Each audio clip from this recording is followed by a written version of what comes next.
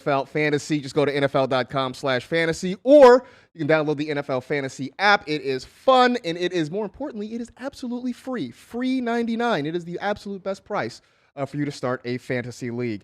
We got plenty to talk about today. We're going to start getting into player rankings. If you want to check out Florio's rankings, you can go to NFL.com. Go to fantasy.nfl.com. I'm looking at that camera right there.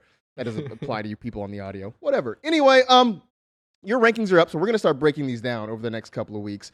We're going to look at the quarterback rankings today. We're also going to continue our division previews with the NFC South. So let's just dive right into that. And, of course, if you've been listening, you know how we do this. We go by order of last year's finish, which means we start with the Tampa Bay Buccaneers. They were 13-4 in 2021. Their passing leader, no surprise, Tom Brady, who may or may not be on The Masked Singer. We still wait to find that out. I caught what you did on Fantasy Live today. You did? I thought it was very well done. Yeah. But check out Fantasy Live. I might have slipped in a very subtle Masked Singer reference when talking about Tom Brady during the show. But anyway, just over 5,300 yards last season, 43 touchdowns, 12 interceptions. He was the QB3. Leonard Fournette, your rushing leader in Tampa, 812 yards, 8 rushing touchdowns. He was the RB6. Of course, he had some receiving yards to go along with that. And then Chris Godwin, your receiving leader, 96 catches, 1,100 yards, and 5 receiving touchdowns, the wide receiver, 15. Want to start with Chris Godwin because he had the injury at the end of last season, is still sort of working his way back. Now, the reports have been relatively positive, but we don't know whether or not he's going to be full go 100% once week 1 starts. So how are you approaching Chris Godwin in drafts? This might come back to haunt me, but I really haven't been targeting Chris Godwin in a lot of my drafts. And I don't think the price is egregious or anything like that, but like you said, late season ACL tear, and I've seen people tweet out and stuff and post that like he meets the criteria to be one of these outliers who comes back and is like himself right away. But I don't like using like a starting spot trying to guess on like an outlier and hoping that Chris Godwin is himself. I think if you draft him and you're patient, he could be a huge boost for your team in the second half and in the fantasy playoffs. But early on, I would feel very cautious about using him. Let me correct myself. I said 96 catches. It was 98 catches last year. But I'm with you. I've drafted him in the spots I've drafted him. It has been more as kind of a third wide receiver where I know I've got 2 guys that I can count on week to week going into the start of the season and waiting to see whether or not he's going to build up. Now, I think when he's right, I think he is the primary target in this offense. He is the guy that Brady loves going to. I mean, it's no secret that Tom Brady loves his slot guys. There's a reason we kept banging away on Wes Welker and Julian Edelman and all these guys for years. Chris Godwin is a better version of all those players, but I'm with you. I don't know that I can make him one of my top 2 primary receivers if I don't know that he's 100%. The upside is, though, you get Chris Godwin as your third receiver. Once he's healthy, chances are you've got a pretty deadly receiving group on your squad at that point. Yeah, he's someone that, like you said, I would pick and choose. Like, I wouldn't go into all my drafts and being like, I want Chris Godwin on every single one of my teams because I think a lot could go wrong. But if you get him on like a team or 2 and like you said, you're in a good spot with your other receivers, that is the exact scenario that you want Chris Godwin. So, next question. Have you bought into Rashod White, a.k.a. this is a Leonard Fournette question? No, because I'm in on Leonard Fournette. I'm fine with taking Rashod White if you could get him as like a double-digit round sleeper, something like that. But I'm bullish on league winner Lenny, I keep calling him. And a friend of mine who I'm co-managing a team with, we were talking about players we could target in drafts, and I'm like, Leonard Fournette is an RB1 that you could get in round 2. It's a great value. And he's like, yeah, but their O-line is banged up. And I'm like, you see a banged-up O-line, that means maybe he won't run as much. I see Tom Brady's going to get more pressure, which means Tom Brady's going to dump the ball off to Leonard Fournette a whole bunch. So if Rashod White steals that role, that pass-catching role, he could be amazing. But I think we do this every year where we hype up whoever Leonard Fournette's backup is, and then the correct answer ends up being Leonard Fournette. Exactly. See, that's the thing, is that every year it's the same thing. Everybody hates on Leonard Fournette, right? Like, the dude enjoys his offseason, maybe has a couple extra chicken tenders or something like that. He comes in a little bit overweight. It's a big story for a couple of weeks, and then by the time we get to week 1, he's back in shape again. He catches the football. He runs the football. I do think that note about the offensive line, a little bit of something to worry about. They are certainly banged up along the front.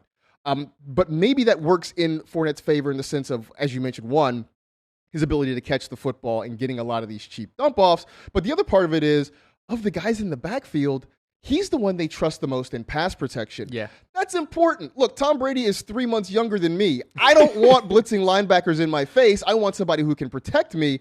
Now, mind you, I've had a strawberry and I don't, eat TB12 shakes or any of that sort of thing. So I'm probably not in the same level of shape as he is.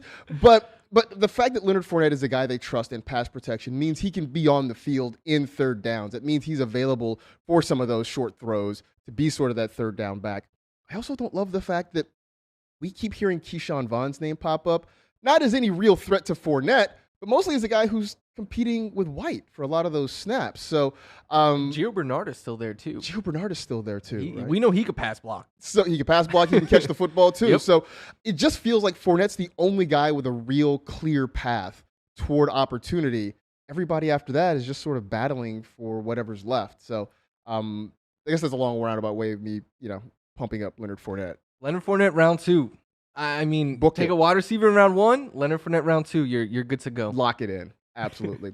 All right, so that gets us to our normal question here. The first buck you're drafting, the sleeper, and the player to avoid in this offense. First buck is league winner Lenny, middle of the second round or something like that. I will gladly take him. He is probably the running back in the second round that I have the most shares of in my draft so far. Sleeper, Julio Jones. And I know it's wild to call Julio Jones a sleeper because he's been arguably the best wide receiver of his generation. But at this point in time, a lot of people seem to think that Julio Jones is washed, and I see why. He did not look well in Tennessee last year, but I'm willing to go back to the well again because you look at what he did 2 years ago, his metrics were basically on par with what he had been in the last couple of years before that, which was still a borderline wide receiver 1. I don't think he's a wide receiver 1 anymore, but now you get him as a reserve option, and there's been some chatter that he's not actually going to play wide receiver, that he could be the new Gronk in this offense and beat people up the seams and in the end zone. So I'm pretty bullish on Julio Jones because of the price. Player to avoid, this one's tough for me. It's someone that I thought I was going to be very high on this year in Mike Evans, but now they brought in Julio. They brought in Russell Gage. They have Chris Godwin potentially back sooner than I was expecting. So Mike Evans is still going as that premium when I thought he was going to be like the alpha target with no much competition there. But his ADP has not dropped at all. So I went from targeting him to kind of just letting other people take him. Yeah, I will say that my first player off the board, no surprise, that's going to be Leonard Fournette there. I still sort of like Russell Gage as a sleeper option. I'm not as bullish on him as I was earlier in the offseason because it looks like Godwin's getting healthier and may be there. But at least until I know that he's 100%, I think Gage is going to get opportunity. I think there's something into it when Tom Brady calls you personally and says, hey, man, we want you to come on over. I think that sort of means something. So I still sort of believe that Russell Gage, at least early in the season, has an opportunity to make an impact in that offense. Although I do like the Julio Jones call because he's definitely on my radar. But because of that, I think a guy to avoid is Cam Brate, or pick your Bucks tight end at this point, right? Because Julio is likely going to be sort of that new Gronk. I think that means that there's less opportunity for any of those other actual tight ends on the roster. Not to mention the fact that Julio Jones wearing number 85 looks enormous. I don't like it though. I don't like it. No. I'm like, go back to 11. But it reminds me that 11 apparently is a lot more slimming than I thought it was because he looks like an absolute monster wearing 85. By the way, when this group is healthy, I mean, Mike Evans, Chris Godwin, Julio Jones, Russell Gage. That is a scary group of pass catchers, and man. We might not have seen the last of Gronk because we know Tom Brady is going to get on that phone. He even said, he was like, I might be on the phone with him in the fall and calling him up. And there's no better recruiter in NFL history than Tom Brady. Like, if Tom Brady wants you, he gets you. Dude, a couple years ago, he blew the conch shell, and then, Gronk came running and everything.